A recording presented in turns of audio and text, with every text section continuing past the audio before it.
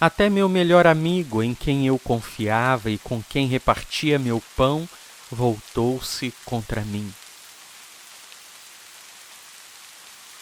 Contudo, não desistirei de amá-lo, nem deixarei de lhe ser fiel. Traem os amigos em benefício próprio. Deixa que os filhos deles desfaleçam de fome. Até meu melhor amigo, em quem eu confiava e com quem repartia meu pão, voltou-se contra mim. Não é meu inimigo que me insulta. Se fosse, eu poderia suportar.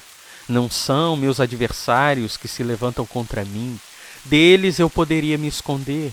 Antes é você, meu igual, meu companheiro e amigo chegado. Como era agradável a comunhão que desfrutávamos quando acompanhávamos a multidão à casa de Deus. Enquanto Jesus ainda falava, Judas, um dos 12, chegou com uma grande multidão armada de espadas e pedaços de pau. Tinham sido enviados pelos principais sacerdotes e líderes do povo. O traidor havia combinado com eles um sinal. Vocês saberão a quem devem prender quando eu o cumprimentar com um beijo. Então Judas veio diretamente a Jesus. Saudações, Rabi! Exclamou ele e o beijou. Jesus disse: Amigo, faça de uma vez o que veio fazer. Então os outros agarraram Jesus e o prenderam. Então Satanás entrou em Judas Iscariotes, um dos 12. E ele foi aos principais sacerdotes e aos capitães da guarda do templo para combinar a melhor maneira de lhes entregar Jesus. Eles ficaram muito satisfeitos e lhe prometeram dinheiro.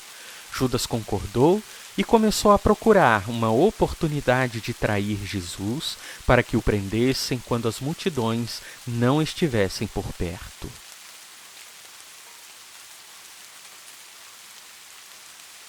Então, Jesus sentiu profunda angústia e exclamou: Eu lhes digo a verdade, um de vocês vai me trair. Os discípulos olharam uns para os outros sem saber a quem ele se referia. O discípulo a quem Jesus amava ocupava o lugar ao lado dele à mesa. Simão Pedro lhe fez um sinal para que perguntasse a quem Jesus se referia. Então o discípulo se inclinou para Jesus e perguntou: Senhor, quem é? E Jesus respondeu: É aquele a quem eu der o pedaço de pão que molhei na tigela. E depois de molhar o pedaço de pão, deu-o a Judas, filho de Simão Iscariotes. Quando Judas comeu o pão, Satanás entrou nele. Então Jesus lhe disse: O que você vai fazer, faça logo.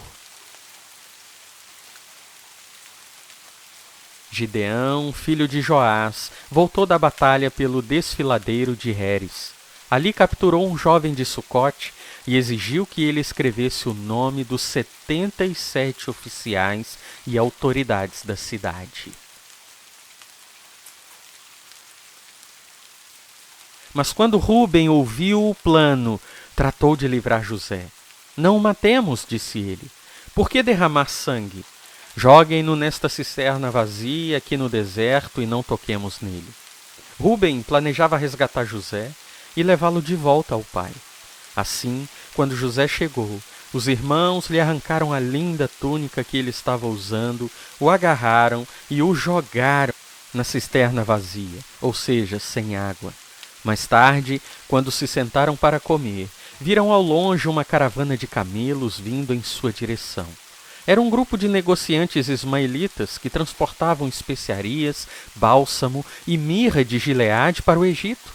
Judá disse a seus irmãos: O que ganharemos se matarmos nosso irmão e encobrirmos o crime? Em vez de matá-lo, vamos vendê-lo aos negociantes ismaelitas. Afinal, ele é nosso irmão, sangue do nosso sangue. Seus irmãos concordaram.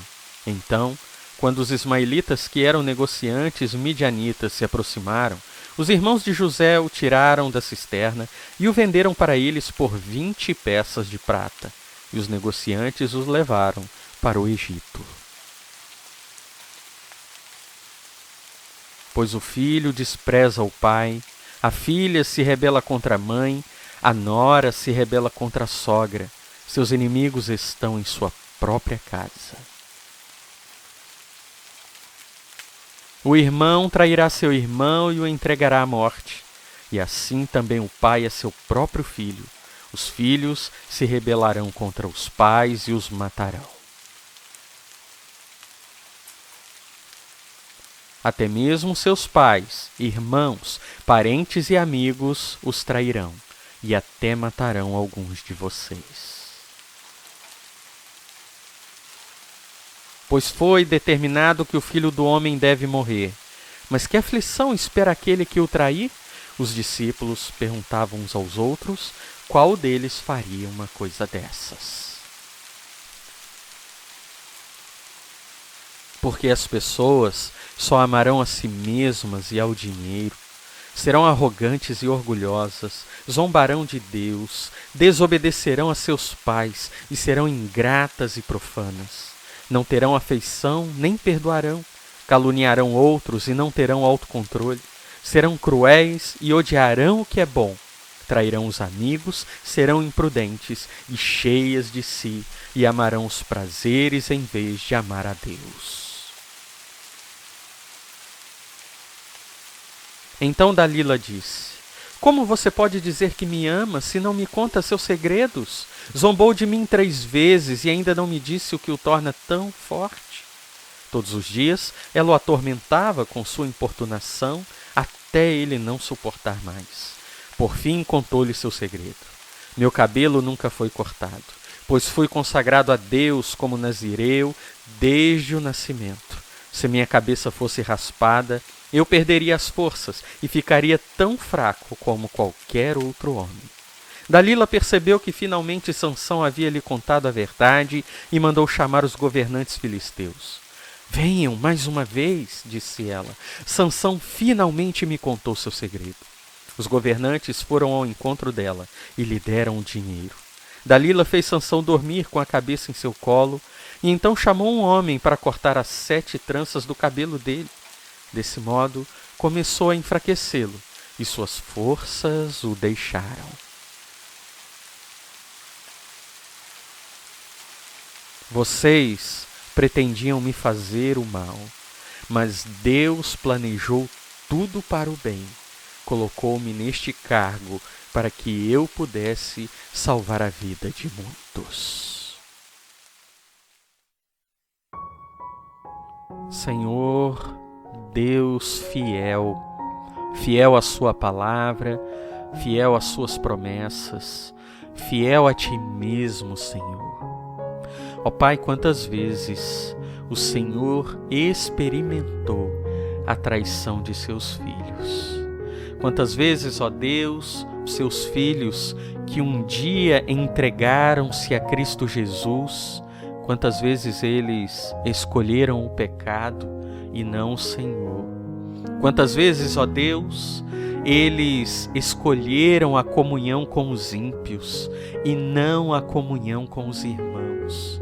Quantas vezes negaram a Cristo à semelhança de Pedro. Contudo, ó Pai, o Senhor é um Deus de misericórdia. O Senhor é aquele que recebe o de coração quebrantado e não rejeita aquele que, reconhecendo o seu pecado, vem a ti em busca de perdão. Pedro foi restaurado, e qualquer um dos meus irmãos que tenha traído ao Senhor também podem ser restaurados. Eu mesmo experimentei essa graça e sei que o Senhor é o Deus da vida, que fortalece aqueles que te buscam. Por isso, meu Pai, se há algum irmão, alguma irmã ouvindo esta oração, que porventura tenha andado distante do Senhor, eu rogo a Ti, ó Deus, traga-o de volta, traga-o, ó Pai, aos caminhos do Senhor, perdoando a traição deste irmão ou desta irmã. E se há também, ó Deus, entre aqueles que ouvem, alguém que tenha sofrido com a traição de outro, e possam também ser restaurados, terem o coração curado, ó Pai, pela sua graça. Cristo Jesus experimentou a traição dos homens e ainda assim os amou até o fim, ao ponto de pedir perdão quando estava na cruz para os seus algozes. Ó Deus, ensina-nos a perdoar como Jesus perdoou. Ensina-nos a nos arrepender como devemos de fato nos arrepender diante do Senhor, para que tenhamos uma vida plena em sua presença. Eu lhe peço em nome de Jesus. Amém.